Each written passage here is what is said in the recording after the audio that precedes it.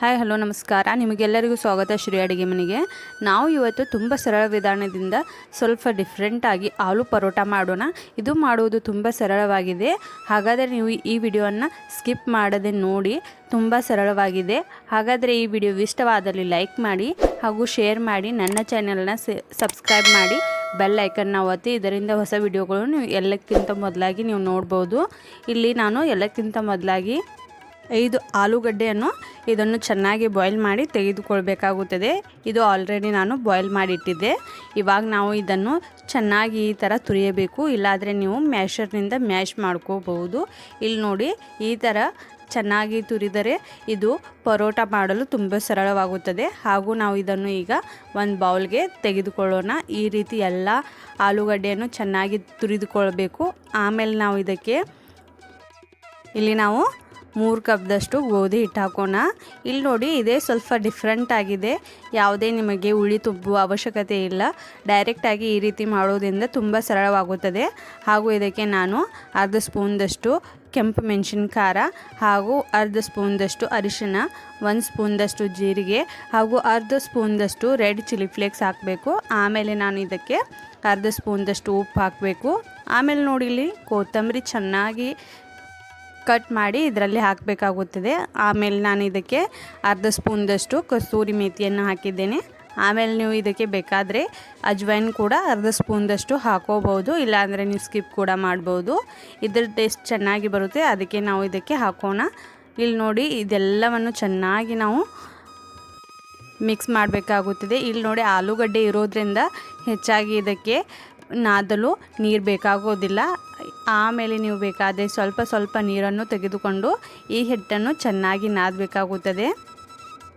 ನೀವು ಇದನ್ನು ಚೆನ್ನಾಗಿ ನಾದಿಕೊಂಡು, ಇಲ್ಲಿ ನೋಡಿ, ಈ ಬೌಲ್ನಲ್ಲಿ ಚೆನ್ನಾಗಿ ನಾದಲು ಬರಲಿಲ್ಲ, ಅದಕ್ಕೆ ನಾನು ಇಲ್ಲಿ ಒಂದು ತಟ್ಟೆಯನ್ನು ತಗೊಂಡು ಇದರಲ್ಲಿ ಆ ಹಿಟ್ಟನ್ನು ಹಾಕಿ ಚೆನ್ನಾಗಿ ಈ ಥರ ನಾದಿದ್ದೇನೆ. ಆಮೇಲೆ ಇದಕ್ಕೆ ಸ್ವಲ್ಪ ಆಯಿಲ್ ಹಾಕಿ ನಾನು ಈ ಥರ ಚೆನ್ನಾಗಿ ನಾದಿಕೊಂಡು ಆಮೇಲೆ ಇದರ ಉಳ್ಳೆಯನ್ನು ಮಾಡೋಣ. ಈ ಉಳ್ಳೆಗಳು ನೋಡಿ ಮೀಡಿಯಮ್ ಸೈಜಲ್ಲಿ ಇರಬೇಕು. ನೀವು ಬೇಕಾದರೆ ದೊಡ್ಡ ಸೈಜಲ್ಲಿ ಮಾಡ್ಕೋಬೋದು, ಆದರೆ ಪರೋಟ ಮೀಡಿಯಮ್ ಸೈಜಲ್ಲಿ ಇದ್ರೇ ಚೆನ್ನಾಗಿರುತ್ತದೆ. ಅದಕ್ಕೆ ನಾನು ಇಲ್ಲಿ ಉಳ್ಳೆಗಳನ್ನು ಮೀಡಿಯಮ್ ಸೈಜಲ್ಲಿ ಮಾಡ್ಕೊಂಡಿದ್ದೇನೆ. ಇಲ್ಲಿ ನೋಡಿ, ಇವಾಗ ನಾವು ಯಾವ ರೀತಿ ಪರೋಟ ಮಾಡುತ್ತೇವೆ ಅಲ್ವಾ, ಅದೇ ರೀತಿ ನಾವು ಇಲ್ಲಿ ಲಟ್ಟಿಸಬೇಕಾಗುತ್ತದೆ. ನೋಡಿ, ಇದು ಎಷ್ಟು ಈಸಿಯಾಗಿರುವ ರೆಸಿಪಿಯಾಗಿದೆ. ಇದು ಮಾಡುವುದು ಕೂಡ ತುಂಬ ಸರಳವಾಗಿದೆ. ಇಲ್ಲಿ ನೋಡಿ, ಈ ವಿಡಿಯೋ ಇಷ್ಟವಾಗ್ತಿದ್ದಲ್ಲಿ ವಿಡಿಯೋನ ಲೈಕ್ ಮಾಡಿ. ಇವಾಗ ನಾನು ಇಲ್ಲಿ ಒಂದು ತವೆಯನ್ನು ಇಟ್ಟಿದ್ದೇನೆ. ಇದನ್ನು ಚೆನ್ನಾಗಿ ಗರಂ ಆದಮೇಲೆ ಈ ಪರೋಟ ನಾವು ಹಾಕಬೇಕಾಗುತ್ತದೆ.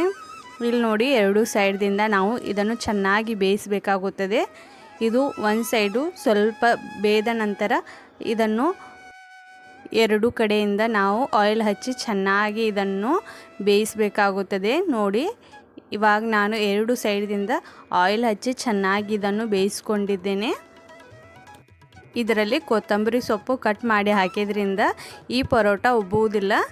ಹಾಗೆ ನೀವು ಉಬ್ಬಿರುವ ಪರ್ಫೆಕ್ಟ್ ಪರೋಟ ಬೇಕಾದರೆ ಕೊತ್ತಂಬರಿಯನ್ನು ನೀವು ಮಿಕ್ಸಿ ಜಾರ್ಗೆ ಹಾಕಿ, ಜೀರಿಗೆ ಕೂಡ ಮಿಕ್ಸಿ ಜಾರ್ಗೆ ಹಾಕಿ ನೀವು ಪರೋಟ ಮಾಡಬೇಕಾಗುತ್ತದೆ. ನೋಡಿ, ಇದು ತುಂಬ ಸಾಫ್ಟ್ ಕೂಡ ಆಗುತ್ತದೆ. ಇದೇ ಥರ ನಾನು ಇನ್ನೂ ಒಂದು ಪರೋಟ ಮಾಡಿ ತೋರಿಸ್ತಿದ್ದೇನೆ. ಇಲ್ಲಿ ನೋಡಿ, ಇದೇ ರೀತಿ ನಾನು 2 ಸೈಡ್ದಿಂದ ಆಯಿಲ್ ಹಚ್ಚಿ ಇದು ಪರೋಟ ಕೂಡ ಚೆನ್ನಾಗಿ ಬೇಯಿಸ್ಕೊಂಡಿದ್ದೇನೆ.